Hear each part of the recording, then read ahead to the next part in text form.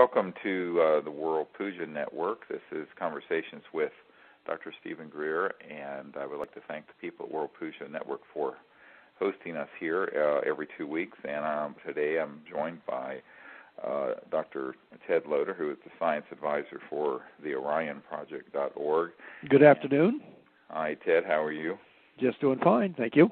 Good. So we're going to bring you up to date on what's been going on with the Orion Project, and we're going to discuss the sort of things that have to happen in our society and actually have energy solutions become a reality so that we really can transform the civilization to something that is sustainable. So those will be the things we'll be talking about today. And Ted, I'd like to, if you could, just sort of give folks an overview of some of the things that we're working on right now and what's happening, for example, with the Stanmeyer water-to-fuel system and where we are with all of that. And oh, sure. I might as well. Thank you, Steve. I'll start at that point. Then we've had a lot of activity in the proper direction with the Stanmeyer technology. We're working with the people that have the remnants of his technology, and we're tentatively putting together a team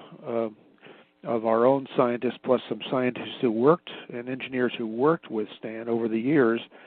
We're putting together a team to go out and visit the material, if you will, and assess it, do a preliminary documentation on what is there and what isn't there, and so we can decide how to go forward with the acquisition of the technology. What has happened over the last 6 months or so since we first got in contact with the people who own the technology right now, which was last January, a year plus ago. But within the last 6 months or so, as it became known that we were trying to negotiate for this technology, is that several people who worked with Stanmeyer have come to us offering to help us with their sort of bona fides and what they had done with Stan, and also with some information that it was their tentative assessment that perhaps some of the technology was no longer available as part of that technology set or data set, if you will, or the technology materials. So what we've done is we've asked some of these people to come help us assess it since they worked with Stan, worked on the technology. A fellow who worked on his water car, for example, who was one of the engineers working on it, mechanics and engineers working on it, will be working with us, as well as several other people who worked extensively with Stan on various projects. He had many projects. It wasn't just it was various aspects of breaking apart water and to make it breaking water into hydrogen and oxygen gases, or hydroxy gas, Brown's gas. And so he used different embodiments of that technology in different products that he was working on.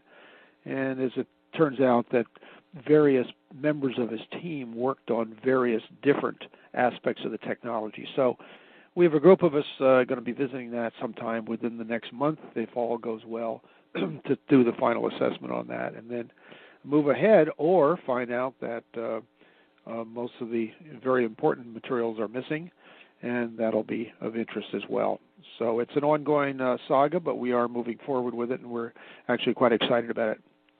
Well, I think it's really exciting. For example, two people who did work with him on the electronics, which is where the magic is in this technology, is in the ability at very low power input to create a type of electromagnetic signal that breaks water apart into hydrogen and oxygen to run a motor. And that two of these people have surfaced who worked directly with Stanmeyer with those devices and with the electronics. So what our hope is that they'll be able to go in there with Dr. Loder and another member of our team, Bill Costantino, and they'll be able to say, well, look, this should be there, or this is there, and this is where the real action is, and this is what it's doing, because they had been there firsthand. Hopefully, they'll be able to give us a really good assessment, because this is the determining visit to see whether or not we're going to proceed with the acquisition of all this equipment and actually the car itself, which ran on water, and quite a few other things.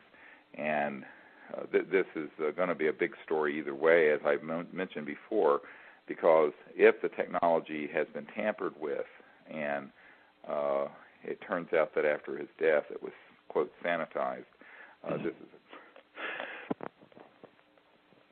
this is a very important thing to note, because after all, we do know it did work. A lot of people had this in question. We've had one of our disclosure project witnesses, who's an aerospace engineer, Dr. Paul Sitz, had told us that he had met one of the scientists who was sent over for Britain to test this along with an admiral, and that in fact it did work. There was no tricks to it.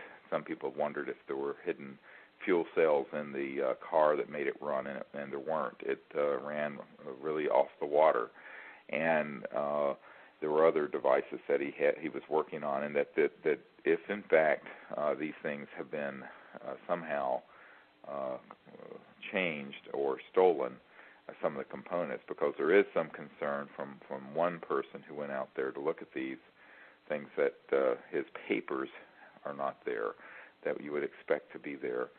And so we're going to have either a story here where it's another case of some shadowy group suppressing this information under his mysterious death, at the time of his mysterious death, or in fact that it's mostly intact, in which case we're going to need a lot of support to acquire the material. It's about $120,000 is the cost of acquiring all this material and equipment and technology, and then we'll have to have a place to begin to do the experimental work, which is going to be, I would say, at least 3 to 6 months of people studying what's there and beginning to reproduce it and get it to actually operate, because you're dealing with highly explosive gas with the Brown's gas, and we have to have special equipment and facility to do that.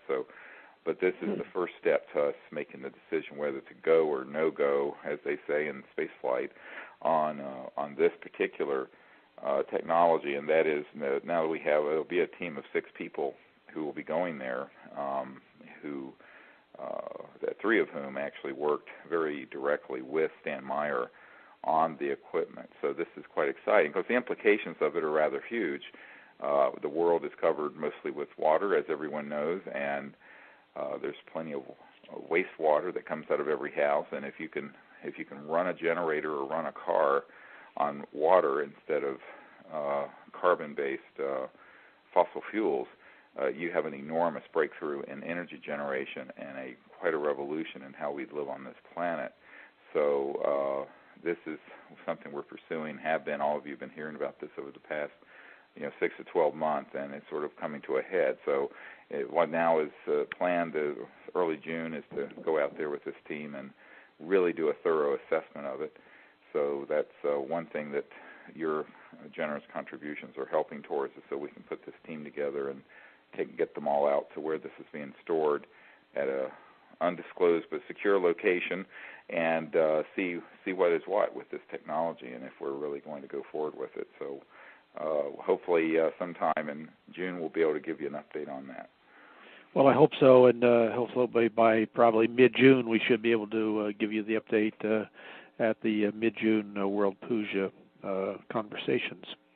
Another group we're working with that we've mentioned in the past is a Canadian fellow, Thane Hines, and we continue to work with him. It's nice, actually. I'll give him some major credit in working with him. We supported him at a modest level to just build something and keep his research going. And he's working with a magnetic motor generator that is approaching the point where it will run itself. And that's what we're asking him to help us do, or we're helping him do it, whichever way it works, both ways.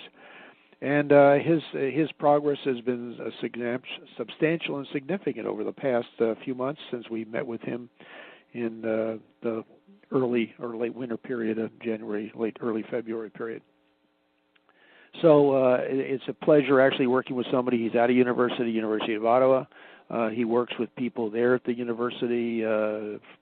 Professor at one of the departments helps make things happen for him there. He's a researcher working there. He's not a faculty member. But he's very open about what he's doing and very honest about what he's doing, and we're very excited about it as he's designing various coils that are reaching a point where, last we spoke with him just a few days ago, he has some coils that are producing, each individual coil produces between 35 watts per coil, and he plans to put nearly a dozen, 10 to 11, in a circle on these, producing 11 times 30, 300 plus watts, and it takes 200 plus watts, 200 some watts to run the system. So if all goes well, it should be putting out more than it takes to run the system, but as always, it takes actually the final build and the final testing to determine if that's indeed the case, and there are unknown glitches. So it's a very promising. The curves, the direction of the curves, more power out, less power in, are all going in the right direction. And so we hope within a few weeks to a month or so, we should be hearing some good news from him as well.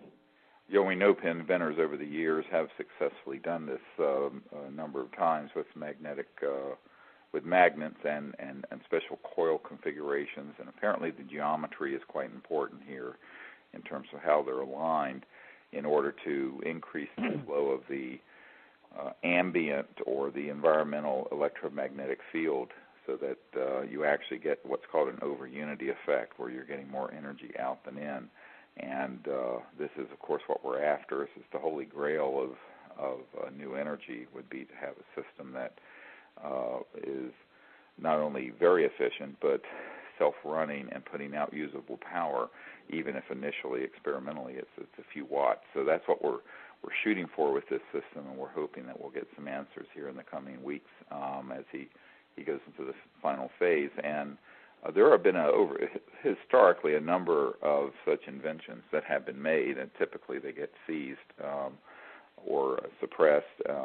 We're involved with this, so that won't happen, and we're trying to keep this on track. And so this is another thing that your contributions and support at the Orion Project .org will help with, and we're going to hope that he comes through with something that will be exciting. Once he gets his final result, we're going to then, of course, have several independent laboratories test it to confirm, as well as a number of scientists on our team that are independent to confirm the result. And it would also have to go through independent reproducibility before you could really say eureka. But this is one of the things. This is how experimentation goes forward, and we're doing it on a modest budget, but we're proceeding, and we're hoping that he really gets the breakthrough that we're looking for here soon.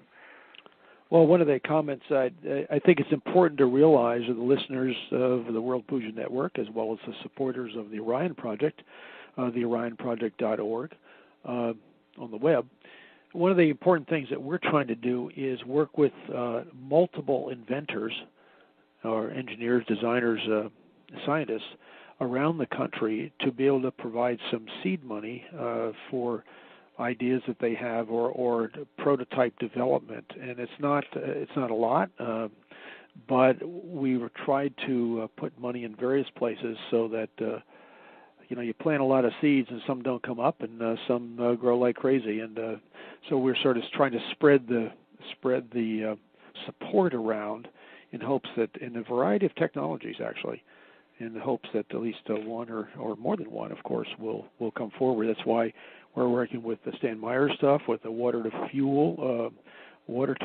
technology, or that whole realm of technology, and then we're working with Thane with magnetic motors. We're working with another physicist in the U.S. Working on a technology that it extracts energy from the Earth's magnetic field, variations in that. So that's another type of technology we're supporting. That continues to go well.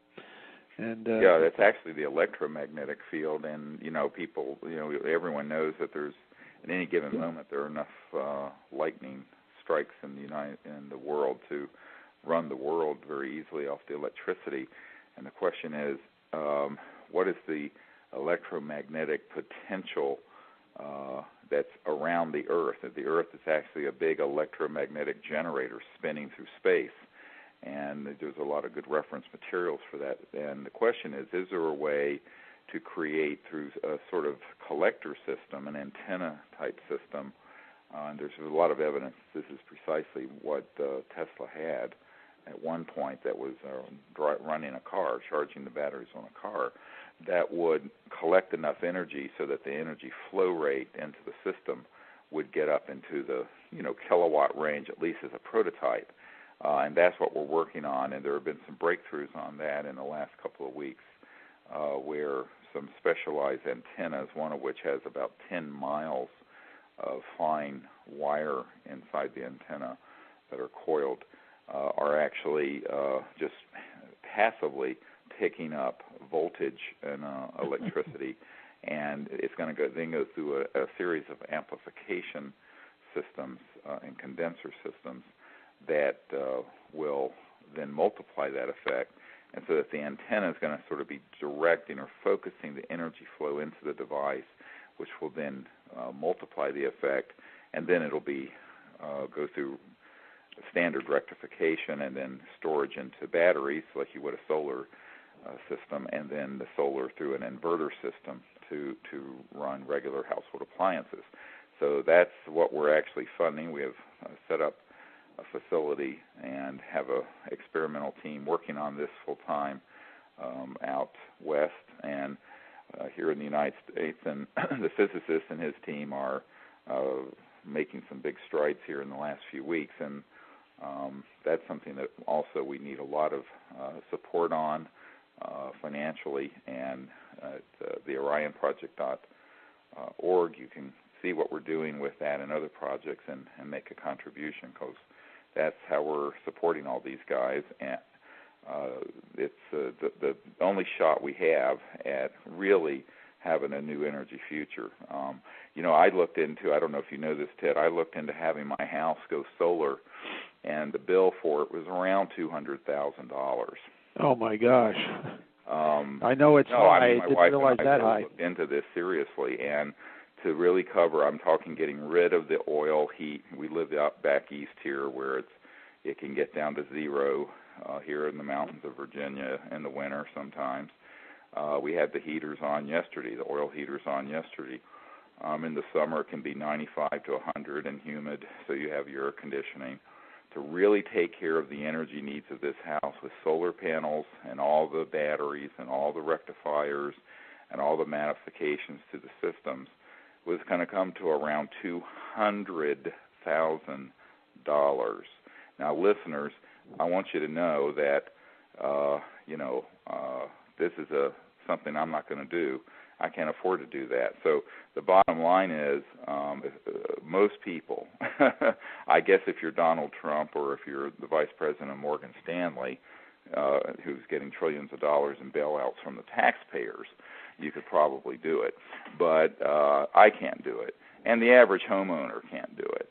And you see a lot of people who say, well, you can do it for $25,000 to $50,000, but they're not talking about really running all the needs of their house on just their solar. There's a lot of things that are being left out of that they're still supplying fossil fuel for, say the heating system, for example, if it's oil or propane or gas or what have you.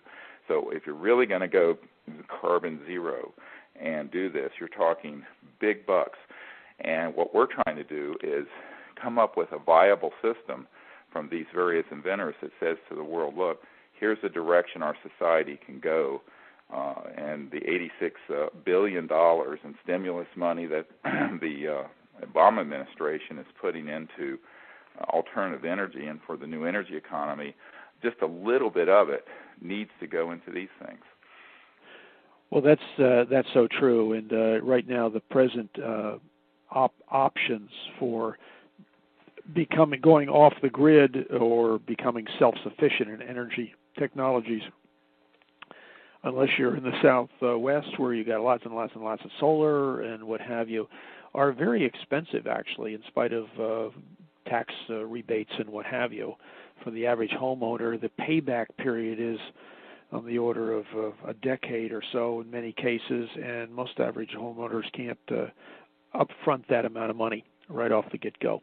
Right. One of the other things that we are also supporting several other scientists and inventors and some technologies which at this point, because they've asked us to be quiet about that, we can't really say anything more right now, although we hope within, and particularly with some of them, sometime within the next several months, we may be able to make some announcements of some breakthroughs there as well. So we've mentioned some that we've talked about in the past, but there's some others that we're helping support at a modest level, and we have our hopes that one or two of them will come through as well. So we're working at it.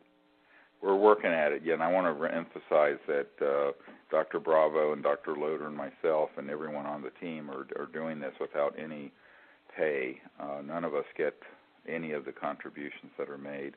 100% of the contributions to the Orion Project.org go to the actual research being done.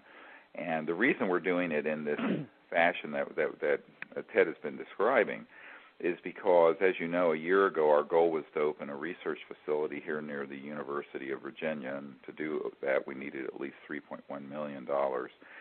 We never raised that sum, although we're grateful for the sums that have been donated, and I hope they keep coming in so we can support these folks. What we decided to do is go into a sort of grant-making mode where at least the money just isn't sitting at the Bank of America getting 0.001% interest and not doing any good. So we decided it was a strategic decision by the board, and to let's see if there's some folks out there who on their own can come up with a solution even without the sort of synergy that a real research center would bring.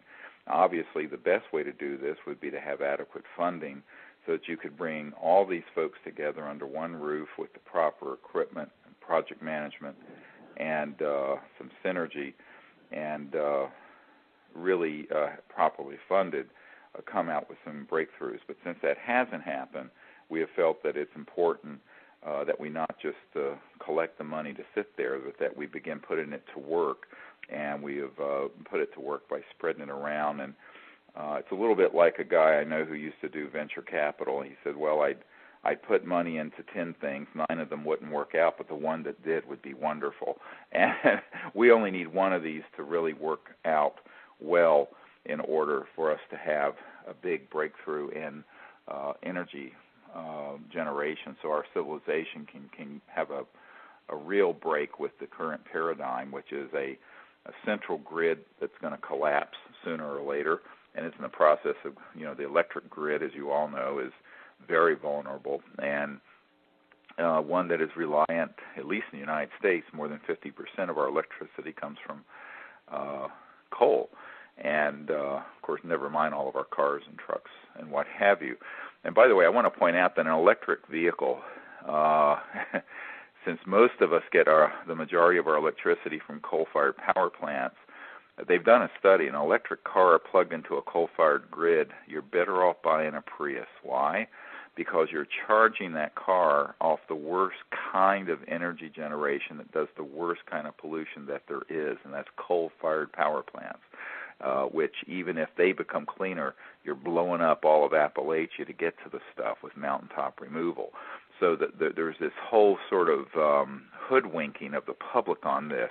They think, oh, gee, I'm so green, I have an electric car. Well, unless you're on hydroelectric power in Quebec or something, you're not so green. You're actually better off just going ahead and buying the new Ford Fusion or the Prius, which is what we have, one of the new Priuses, which is nice. It gets 45, 50 miles per gallon, and it's certainly better than a Chevy Suburban on fuel mileage. But we need to make a total paradigm shift to this new type of system, which is the stuff that we know has existed since the early part of the 1900s, and that is energy from the electromagnetic field around us. That had been done as early as 1902 with the Tesla Stubblefield experiment with the Earth battery. And actually, Ted and I saw a version of that once, although the guy never wanted to reproduce it. But we actually saw several hundred watts of power running appliances being generated out of a type of generator that had nothing but stakes plugged into the ground. And that was collecting this energy. So these are the sort of projects we're trying to formalize now with some of these inventors. And if we have this type of capability, then it's a big breakthrough for our society. And, of course, that's going to take a lot of courage by the public to support it, and by our leaders. We're hoping we have some leadership in Washington today with the new administration. At least they're not blatantly oil people, even if their energy advisors have been really off the mark on what they've been doing, in my opinion.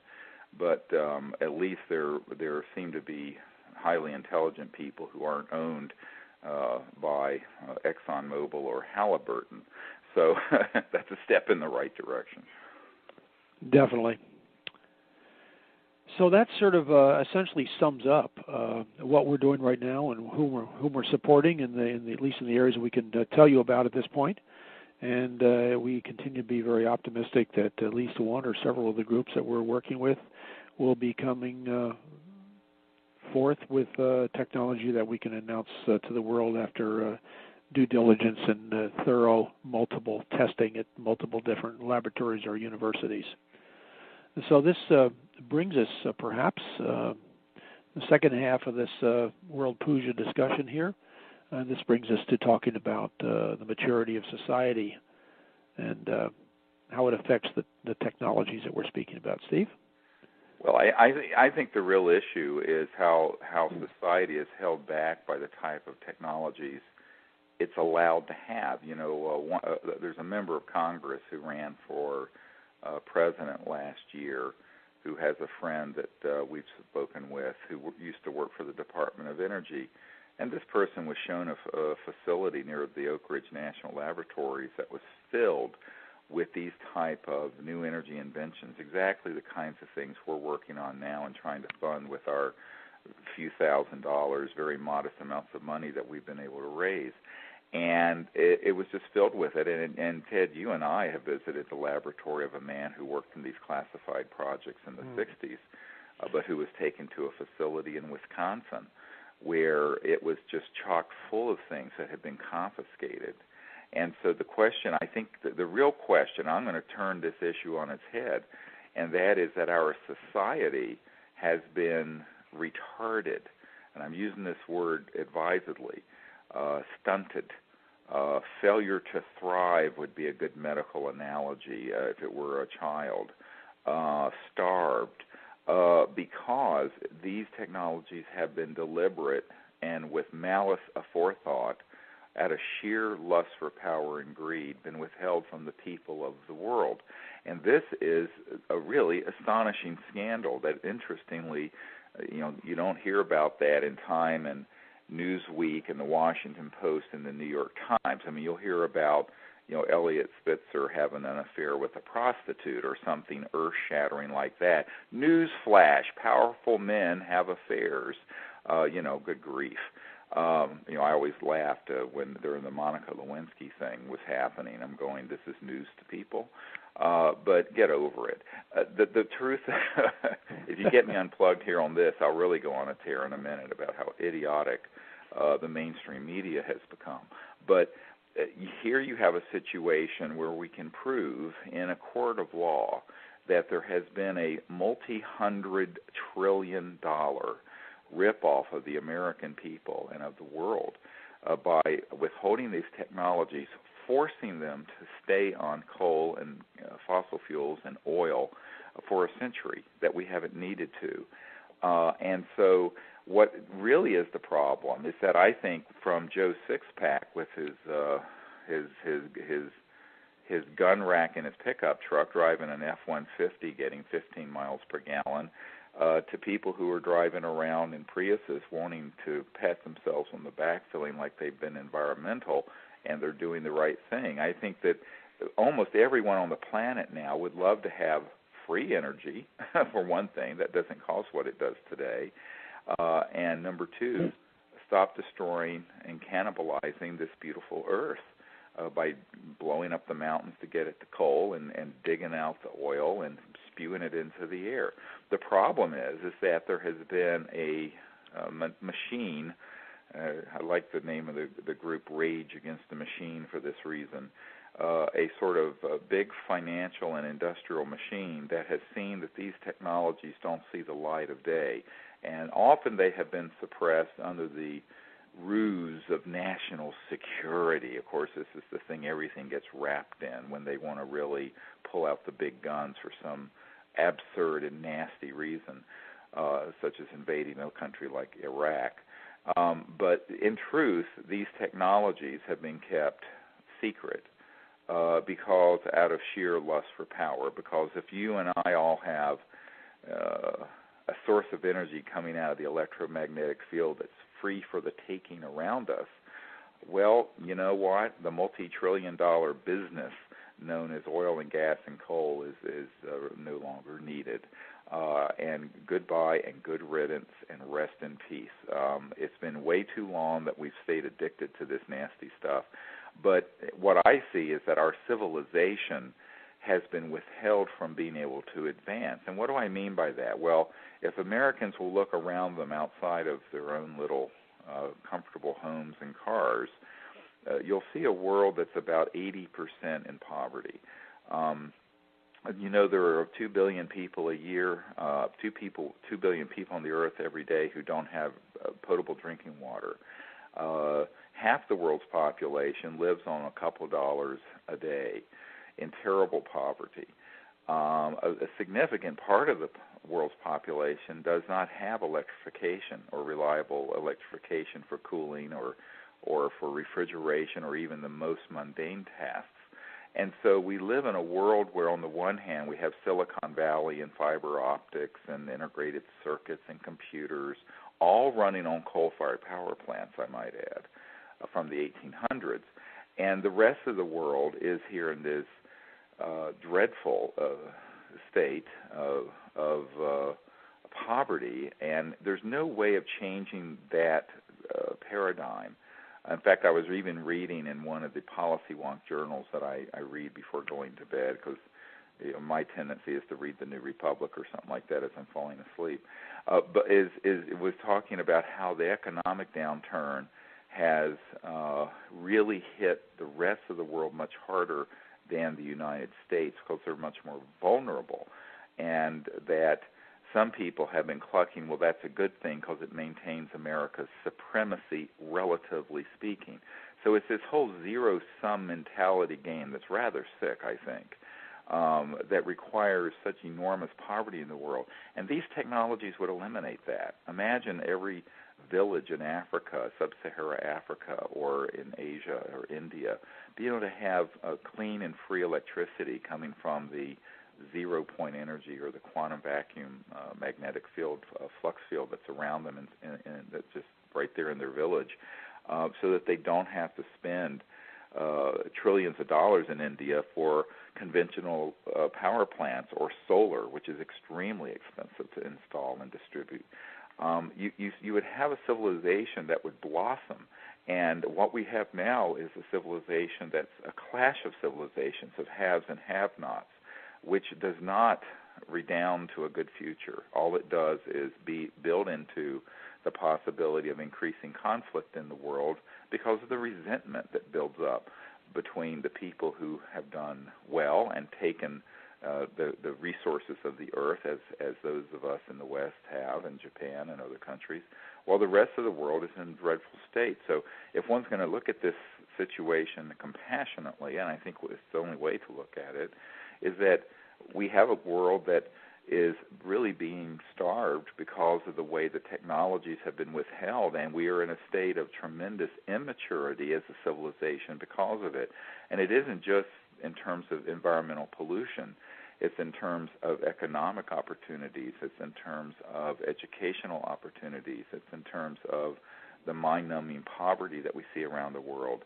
And I don't see how that's going to change, frankly, when in order for it to change, we would just be expanding more and more billions of people driving around in the Tata car in India, all using gasoline.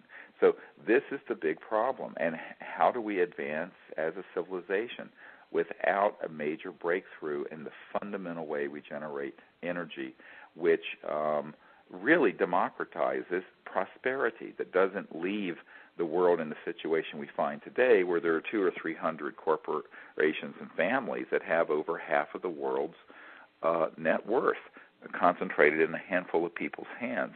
And I think this is something that is really an existential threat to humanity and to the earth. And the stunting of our civilization by the withholding of these technologies is really got to change. And this is what the Orion Project is at the heart about doing. This is what we're really about doing. This is what gets me up to continue working on this, even with the setbacks and the aggravations that we face every day. So I think that, and without pay or compensation, and often being pilloried and attacked by other people out there. The thing that keeps me going, frankly, is knowing that this is going to be the way that we go from a stunted and, frankly, with retarded civilization, which is what we have today, that's been artificially stunted, to one that's really going to blossom into a beautiful civilization of abundance and prosperity and sustainability, where we're living on the earth and with the earth in a state of homeostasis, in a state of peaceful coexistence, so we're not doing this brutal cannibalization of the Earth's resources in order for us to eke out an existence here. The other thing is that I think that if you look at our civilization, we're not a sustainable civilization. Nothing we are doing is sustainable, whether it's how we're paving over, increasing areas of arable land for highways, to the use of fossil fuels for transportation, to how we're heating and cooling our homes. And everyone knows that, but no one seems to really want to take a hard look at a radical departure from this sort of incrementalism of, say, wind and solar, which is going to be too little, too late, and frankly is also way too expensive. I really honestly don't see, how, if I have to spend $200,000 to retrofit my house properly, how that is a economically viable solution for the masses of the people in the world. It's ridiculous, frankly. Yeah, so it's interesting because in that model, actually the production of all those solar panels and everything else has an environmental impact cost as well. Of course. Well, that's true. And I think that's the other thing one has to look at is manufacturing. Once we get these sort of technologies out, the price of manufacturing goes down radically, because so much of the cost of manufacturing and getting a product to market is the shipping, and it's all fossil fuel based. All the energy that goes into the manufacturing, all the mining, all the transportation. If you look at farming, farming is a very petroleum-intense industry. Why? The tractors, everything that's being used is burning fossil fuels, processing, et cetera, and so on. So all of this would be changed for the good if we had a new energy system. And I think this is where the leadership steps in. This is where the public has got to get educated about, and this is a key part of what the Orion Project.org is doing, is educating people and also our leaders. And this is why you can go to the OrionProject.org and you can send a letter that we have written, or you can make it in your own words, to President Obama and to your members of Congress, your 2 senators and your representative, asking them to take a look at these types of real energy solutions which have been passed over in this $86 billion stimulus part of the budget that's for energy. It's completely been left out. And there's not one red cent going into this area. The only people who are really providing significant funding in this area are those of us at the orionproject.org. And it isn't because it can't be scientifically established that these technologies have validity. We have plenty of scientific evidence that they have validity. It's the question of whether do we want to go in that direction, and that's going to take some courageous leadership from the White House, from the President, and from Congress, and also from the people saying, okay, we've learned about this. We're not going to be happy with 2% of our electricity coming from solar or wind, or something like this. We're gonna really demand that there be a major change in energy policy and how we're living. And not only do we need to do that for national security and environmental reasons in the United States, but we need to do it for compassion reasons for the poor of the world, which is the majority of the world's population, who go to bed hungry and go to bed without heat or cooling or even potable water. And this is a situation which is scandalous. And I might also say that the degradation in the Earth's environment is escalating exponentially every year. We're at the point now where in the summer there's virtually no northern polar ice cap, which of course is a huge problem because all of the sunlight coming in, instead of being reflected off the snow and ice, which helps cool the Earth, it just gets absorbed into the water, which heats the Earth. So this is a big part of the engine driving global warming, as you all know. And I think that none of these things can be changed at the pace that we're with the strategies that are being entertained currently in Washington or in our universities. They're all moribund, too little, too late. And this is why people need to really step up, and we need to find some networking help here, too. I might add, the people listening to the World Puja Network, if someone listening may know a philanthropist or someone who has the ability to make a substantial contribution to the energy field, who could provide a few $1 million in seed money so we could really do what we intended to do, and that is open a facility that's properly run with the world's brightest engineers and physicists all working together on these solutions and on bringing out these solutions. We're certainly going to need that kind of facility for this Stan Meyer equipment if we acquire it here in the coming month or so. So I think that we're going to need to do that, but we also need to continue. I think something like 5,000 or 6,000 people have sent faxes to the President and to members of Congress from our website, and that's something that we're sponsoring. It costs us a little bit, but it's worth it, so that they hear from you. I mean, we do live, allegedly, in a democracy. We did elect a new president a few months ago. He's been in office now for over 100 days, and I think that it's very important that he hear from you, and I know that from being in Washington a lot, that when there's a groundswell of movement of people getting interested in an issue, it does get on his radar screen. So take a few minutes and go to the orionproject.org and send the President a letter asking him to please look at our energy briefing, which is there and which all of you can download as a PDF file and print out and give to your members of Congress or to other people in your community, and educate them on what we're doing. Maybe even host something in your living room in your local town, a little town hall meeting to educate them on these issues so that we get the kind of groundswell of support. This is what it's all about, is the grassroots and the net roots, as they call it, and we really need your help in doing that. I wanted to add a comment. This is so true. We do need to help, and this comes under the level or the category of courageous citizenship. In other words, taking citizenship in this country seriously and doing what you can do to help change the direction of things. I wanted to add a comment here about where things might go.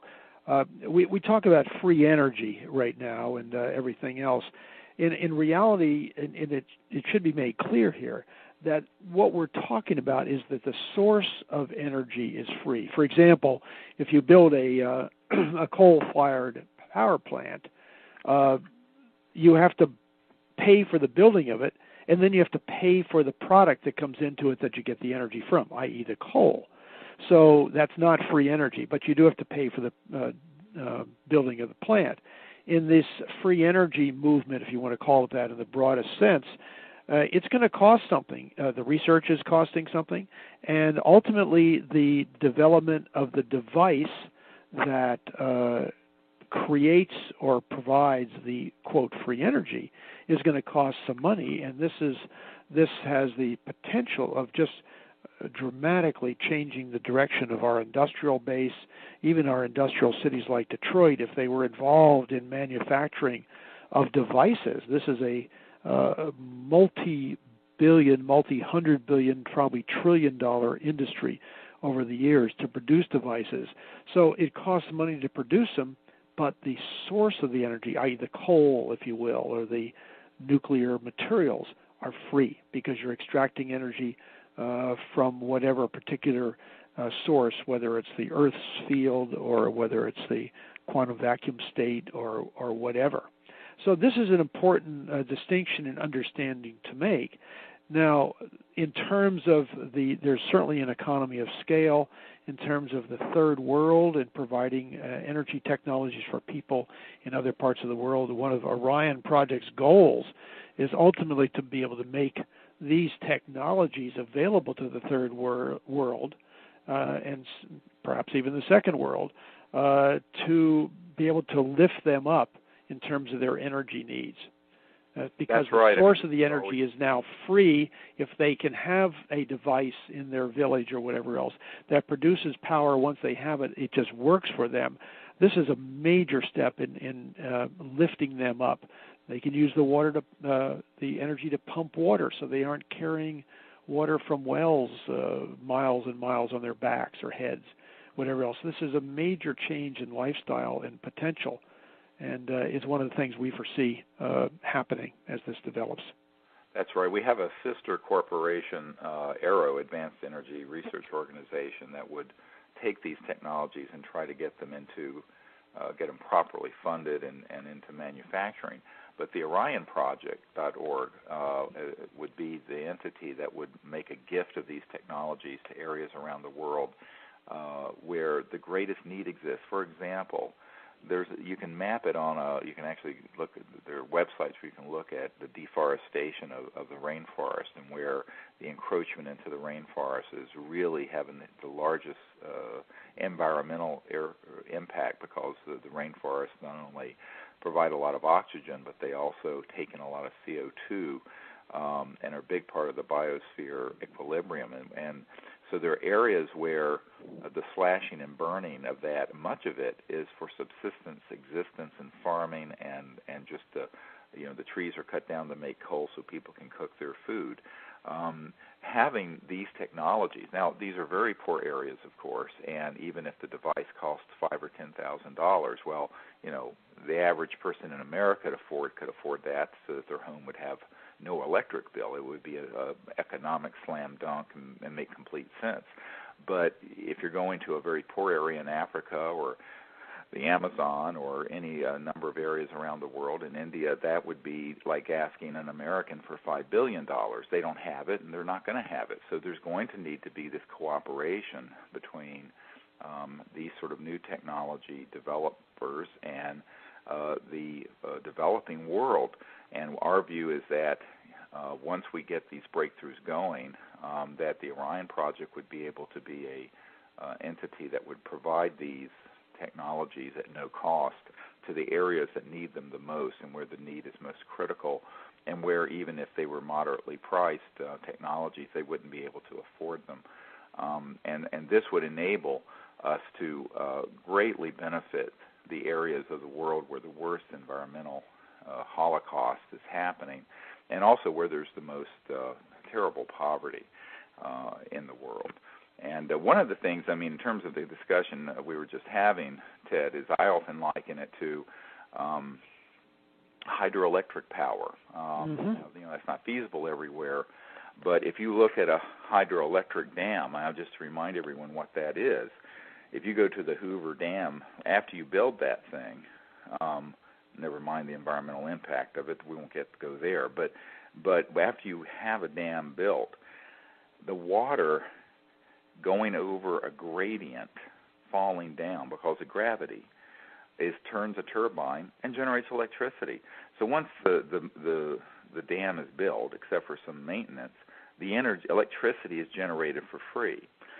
And this is why when I went up to Montreal, into a ski area outside Montreal where it's bitter cold, and I was looking at some places, and I noticed that they had electric baseboard heating. Now, in the United States, this would be the most inefficient and expensive way to heat your house. I said, what are these things doing here? And they said, well, we don't use oil or anything. We use electric heat.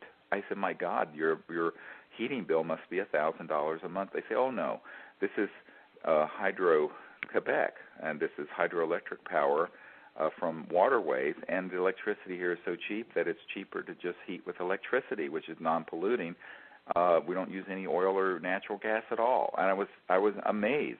And if you just go down a few miles into the United States, you have none of that. You have oil-fired and natural gas heat in all the homes and complexes down south of the Canadian border.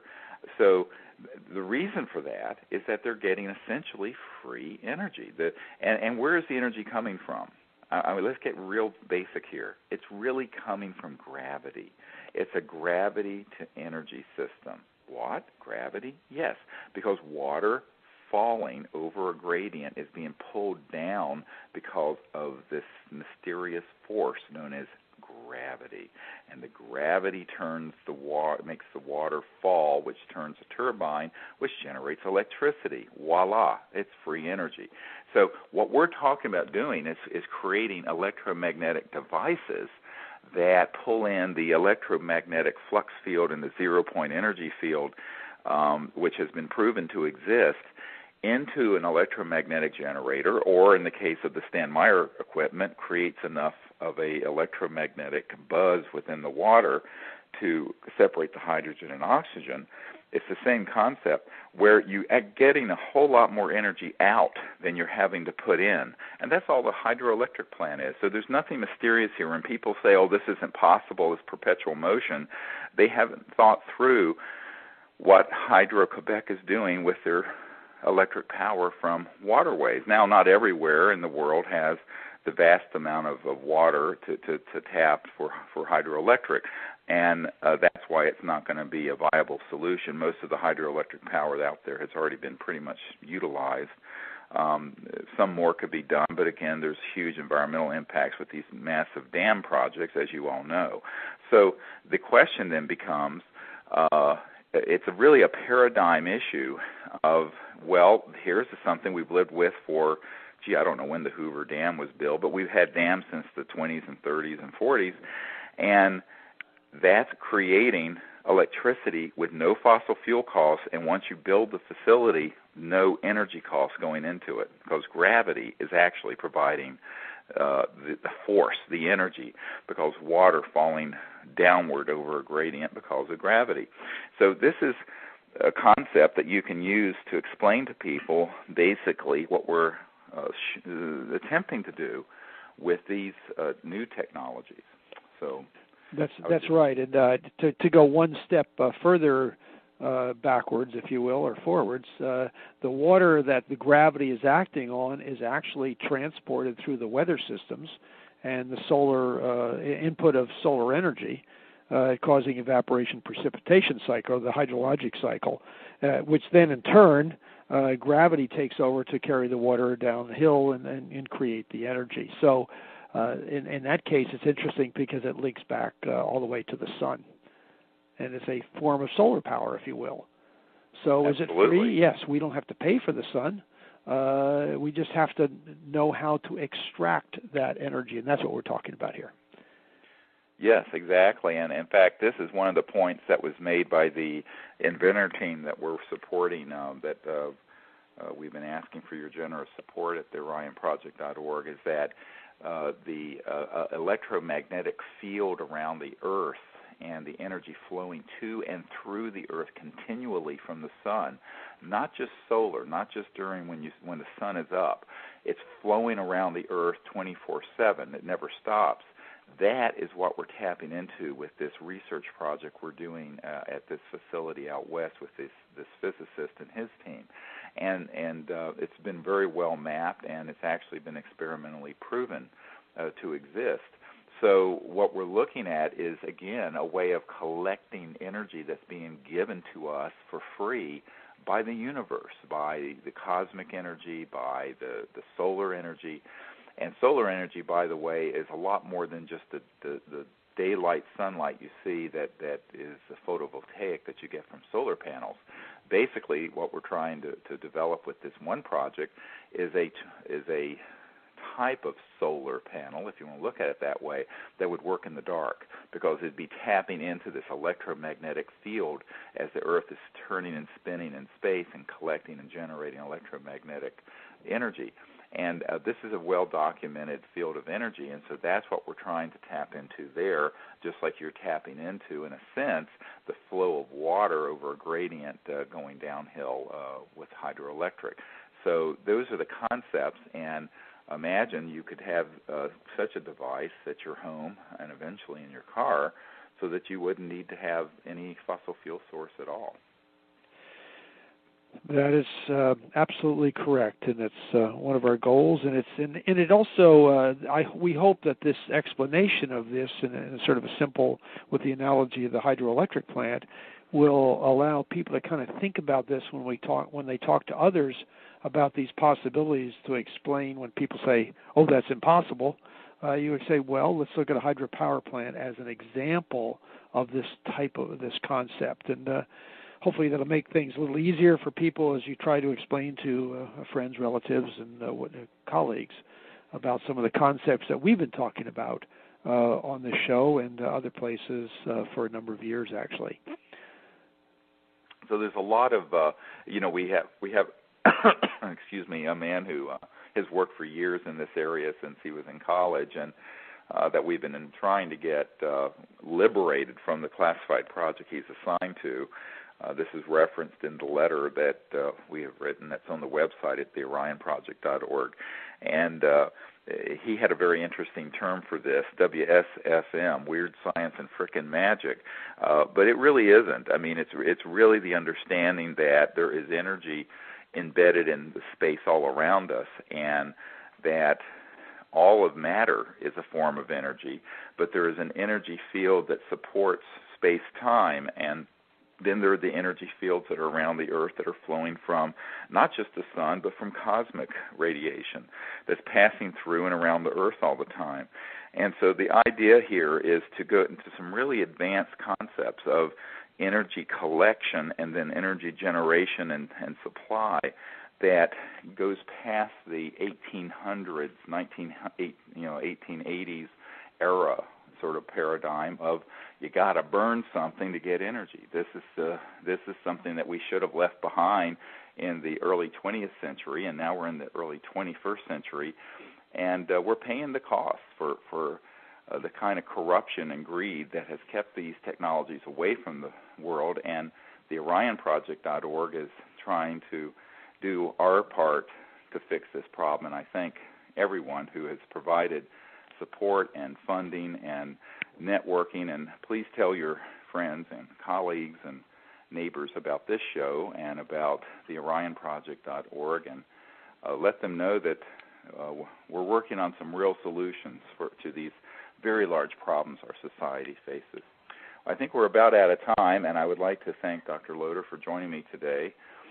Well, thank you, Steve, for the opportunity. Always fun to talk about this, and hopefully help people understand what we're trying to do, help them understand a little bit better.